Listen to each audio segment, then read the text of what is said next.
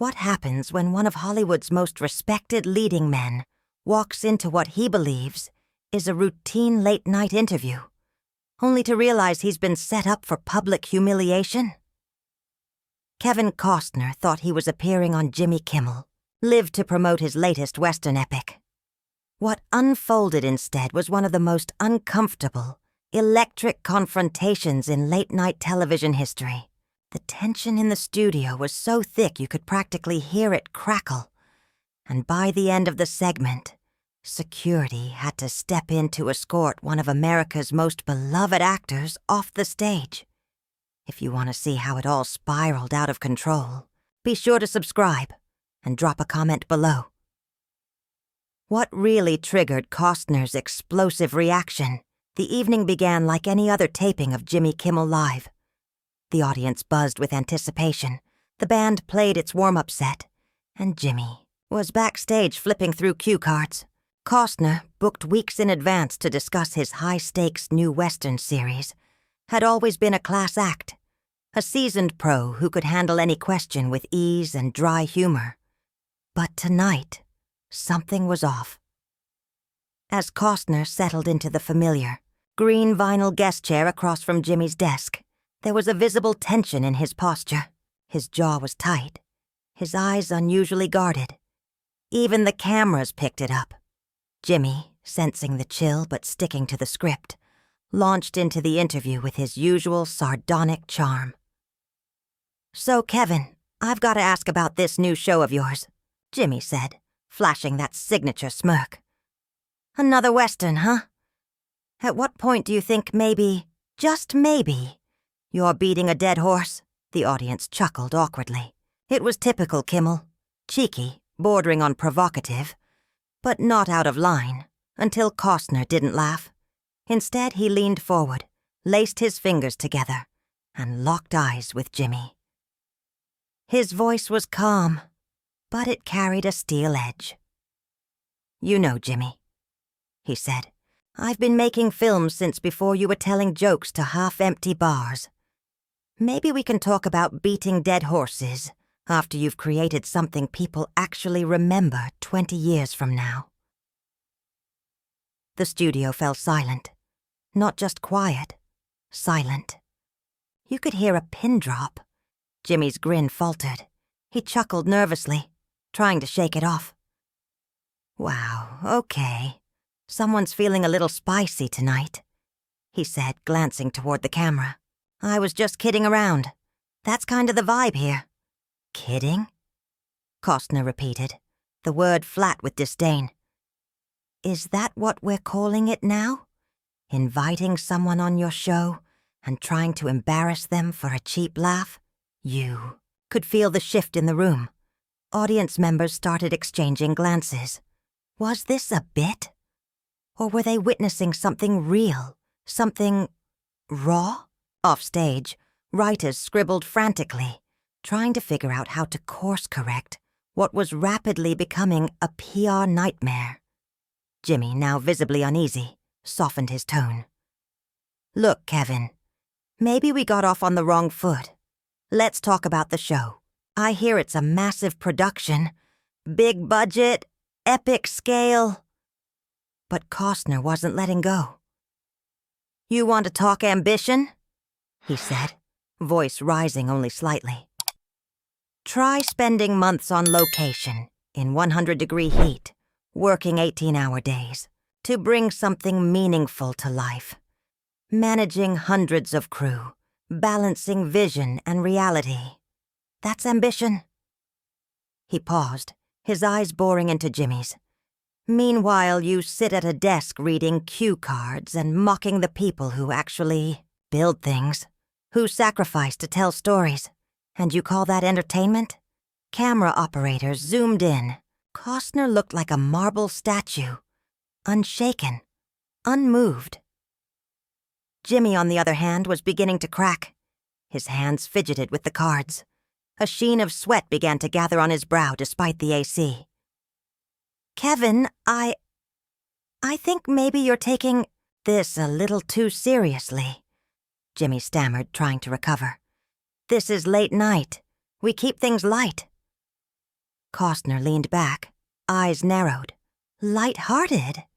You call it lighthearted when you dismiss months of work with a punchline? When you treat every guest like a setup for your next viral clip? Jimmy tried to interrupt, but Costner wasn't finished. You invited me here to talk about something I care deeply about. Instead, you turned it into a roast I didn't sign up for. If that's what passes for journalism or comedy, these days, you can keep it. Security, by this point, had begun quietly lining the edges of the stage. Jimmy looked toward them, unsure of what to say. Kevin, we're live right now. Costner stood up. Then maybe your viewers need to see what happens when someone refuses to play along. Jimmy blinked. You're just gonna walk out? I'm walking away from a circus, Costner replied. Call it whatever you want. And with that, Kevin Costner exited Jimmy Kimmel Live, leaving behind a stunned crowd, a shaken host, and a segment that would go down in late-night history. As the cameras cut to commercial, Jimmy turned to the lens with a smile that didn't quite reach his eyes. Well, folks, sometimes the truth hurts. We'll be right back, with a guest who maybe enjoys a little fun now and then. But everyone watching knew this wasn't just an awkward moment. It was a reckoning. Costner's voice sharpened, a dangerous edge creeping in. You want lighthearted, Jimmy? Try making jokes about airline food. That's lighthearted. But inviting someone on your show under false pretenses just to tear them down, that's not comedy. That's cowardice. The tension in the studio tightened like a rope. You know what I think? Costner continued, eyes locked on the host. I think you're intimidated by people who actually create something.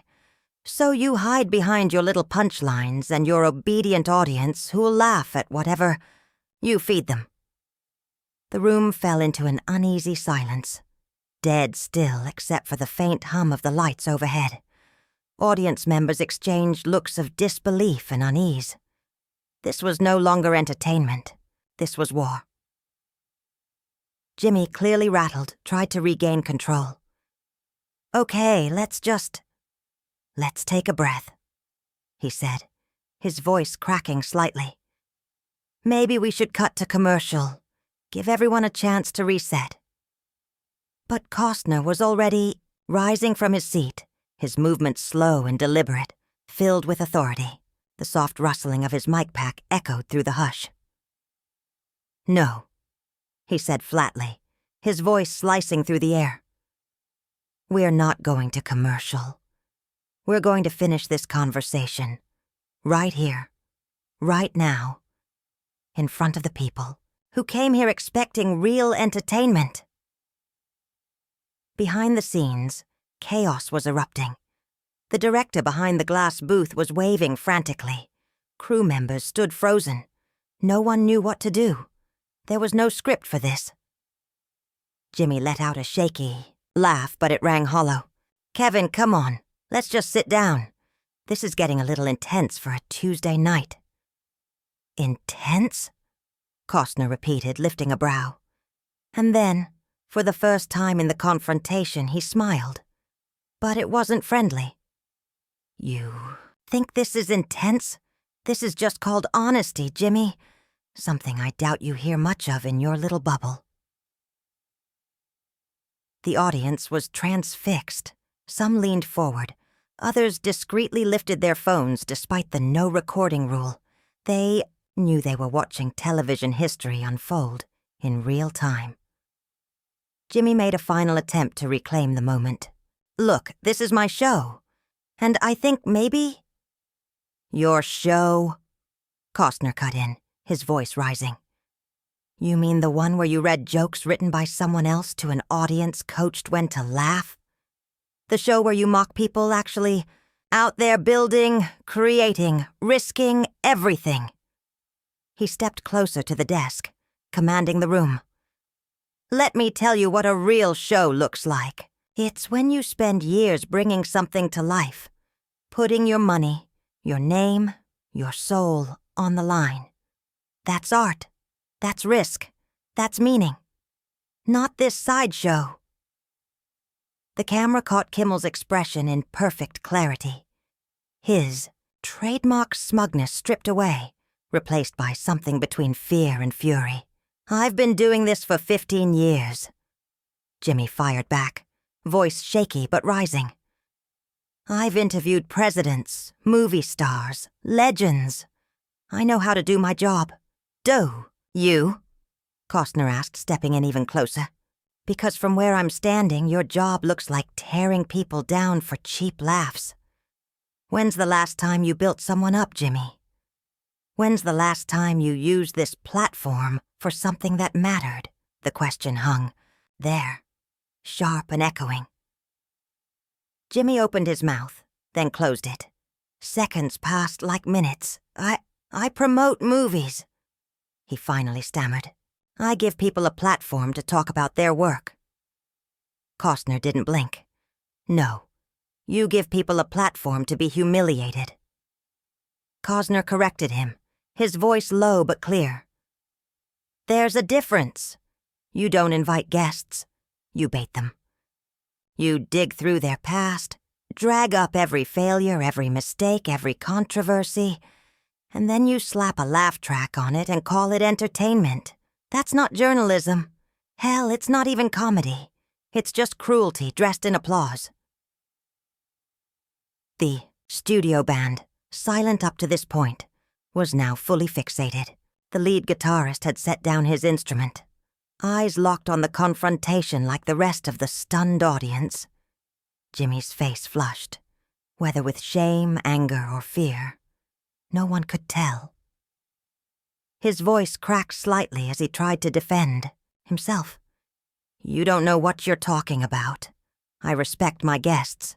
You've been on before. It was fine. Costner tilted his head. Was it? His voice dipped to a whisper that somehow carried through the whole studio. Or did I just play along? Smile, laugh, plug the movie, hit my marks. Because that's what you're supposed to do, right? Well, I'm done pretending, Jimmy. I'm done acting like this place, this setup, has any value beyond making you feel important. A stillness settled over the studio. The audience didn't move. Some squirmed in discomfort. Others leaned forward like they were watching a high-stakes chess match. Jimmy stood from behind his desk, his composure slipping fast. You know what, Kevin? If you don't want to be here, fine, nobody's forcing you to stay. The door's right there. It was the wrong move. Costner didn't flinch. His expression hardened into something carved from granite. When he spoke again, the weight of his decades in the business was unmistakable. You think I'm just going to walk off like some second-rate guest you can dismiss?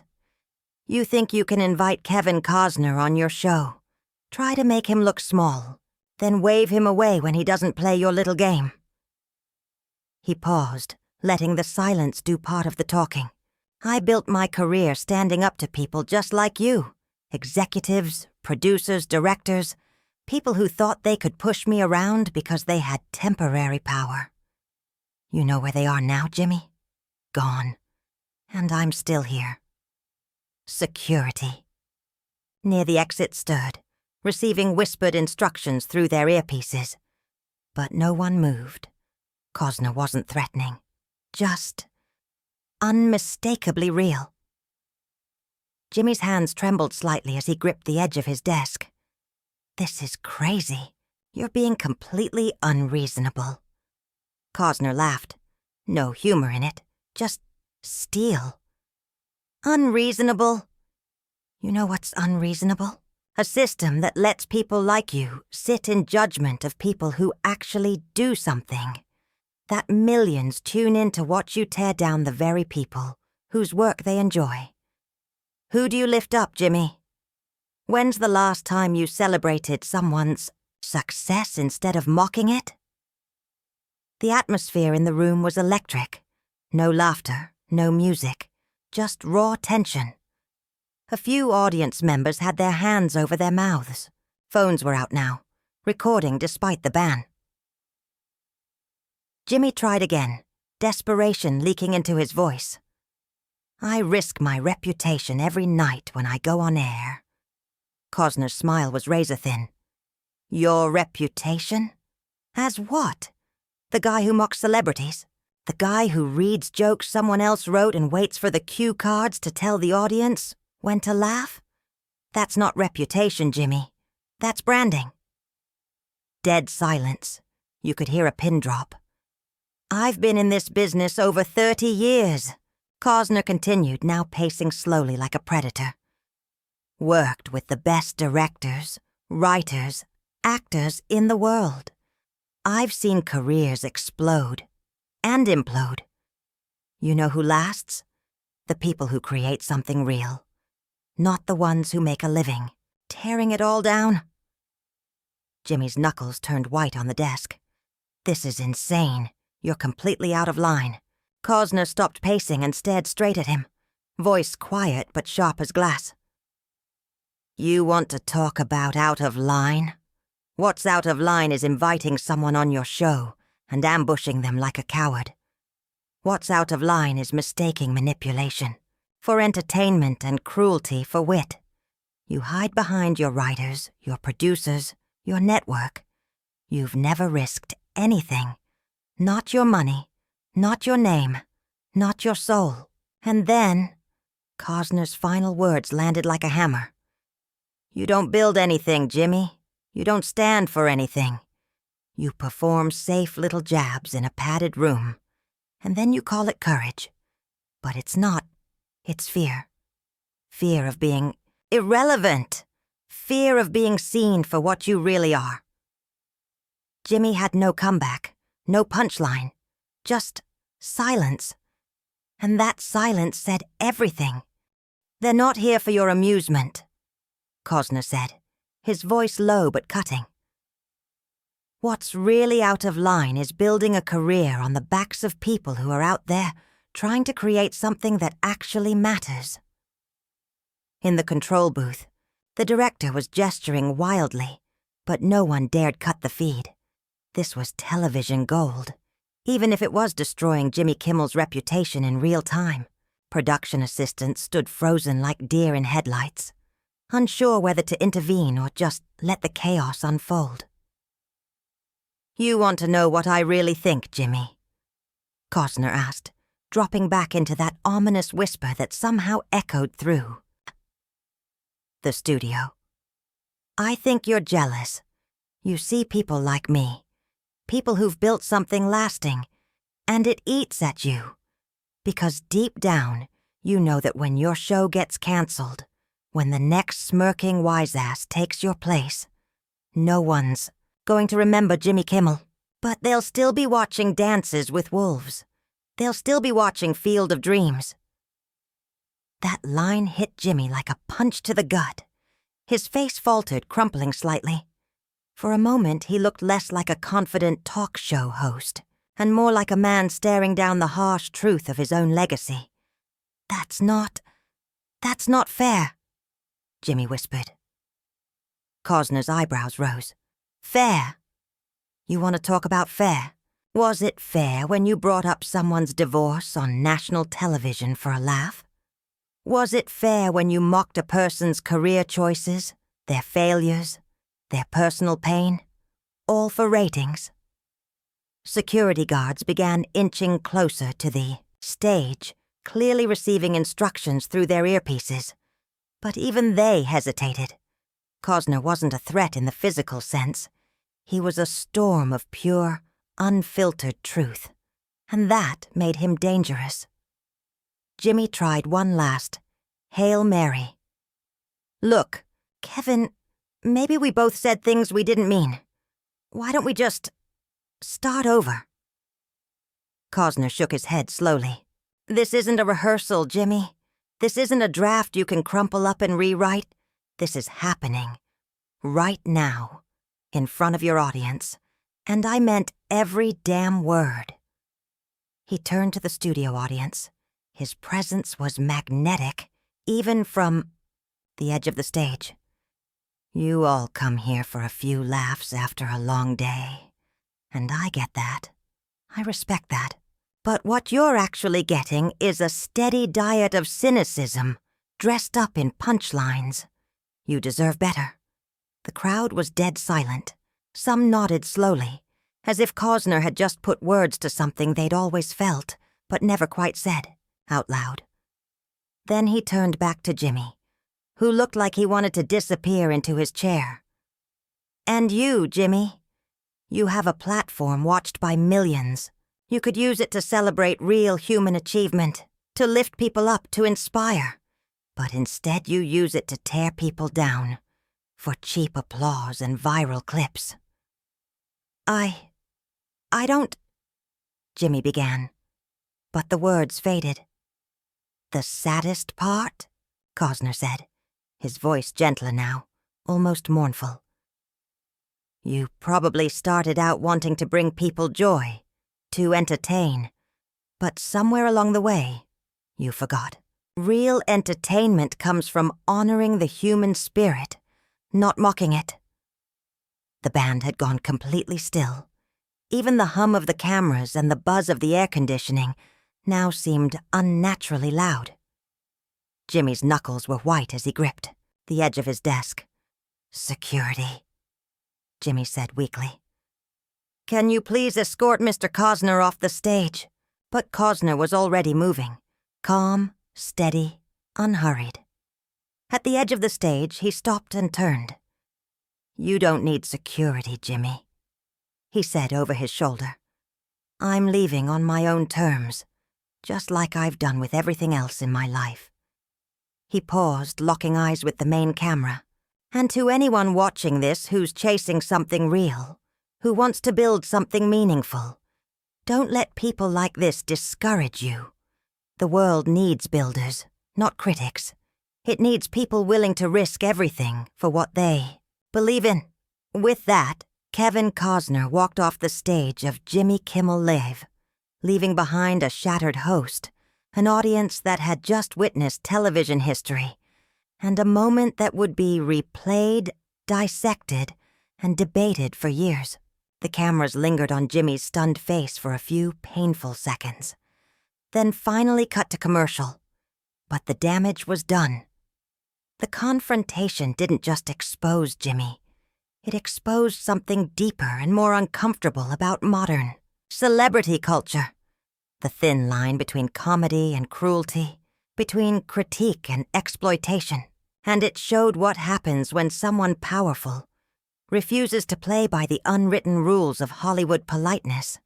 A moment of raw, unvarnished truth in an industry built on polished illusions. What do you think really set Kevin Costner off? Was it years of pent-up frustration with the industry? Or did Jimmy say something that pushed him over the edge? Let us know in the comments. And don't forget to subscribe for more moments that shake the system.